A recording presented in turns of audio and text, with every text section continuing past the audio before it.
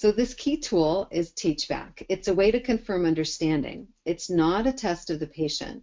It's used with all patients. In the field of health literacy, this is called universal precautions.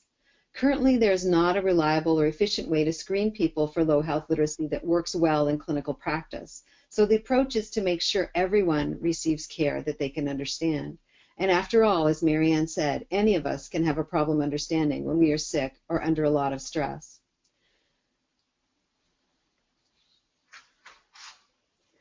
So TeachBack is the best way to help someone, anyone, understand healthcare information. TeachBack is a way to check for understanding, not a test of the patient or client. There are a couple ways to do TeachBack. The first way is to say something like, "Can you tell me back what I just said so I can see if I was clear?" Or you might say, "After this visit, your wife is going to ask you what happened during this appointment. What are you going to say?" If you are teaching a skill, you might phrase it differently. "Show me how you're going to use the inhaler so I know if I was clear."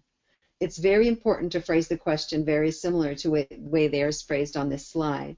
TeachBack is not a test of the patient. It's a test of your ability to communicate clearly. So that small phrase, "if I was able to make it clear," is very important. So this is what TeachBack looks like if you were to draw it out. The orange represents the information being given to the person or their family. Green is the TeachBack question, "Was I able to make it clear?" In yellow, the person or their family is saying back what they understood. This creates a feedback loop to ensure that the clinician and the patient are on the same page.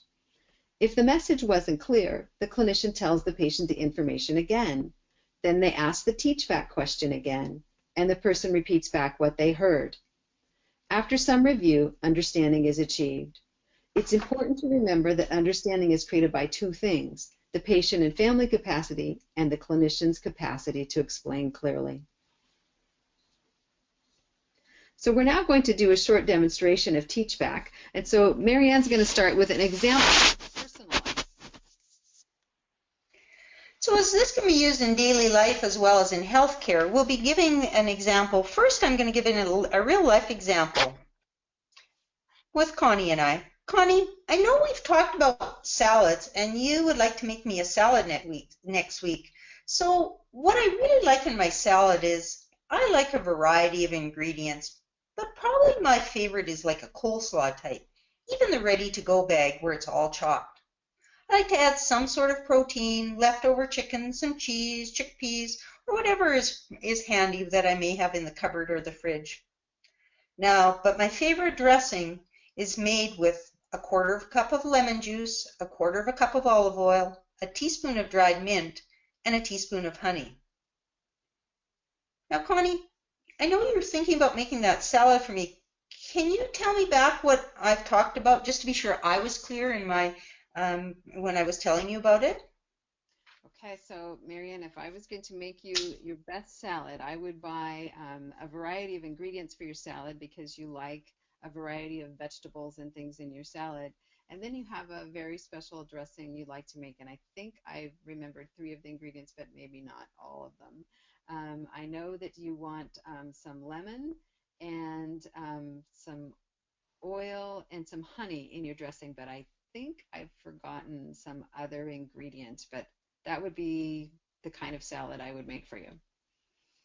Great. Well, thanks very much, Connie. And you certainly have most. And there must have been the piece about the salad dressing, I was not clear. And so I'll review a little bit more about what that little sort of recipe that I have, in case that's one that you want to use. And it's a 1/4 cup of lemon juice, 1/4 cup of olive oil, a teaspoon of dried mint, and a teaspoon of honey. Okay. So can you tell me back what I said, just to make sure this time I was clearer? Okay, the dressing sounds really good. So 1/4 cup of oil, 1/4 cup of lemon juice, teaspoon of dried mint, and about the same amount of honey. Right, a teaspoon of honey as well. Great. It sounds like we've got an understanding of that salad for next week. Oh, good. I'm glad we will see that. Now here's an example from healthcare.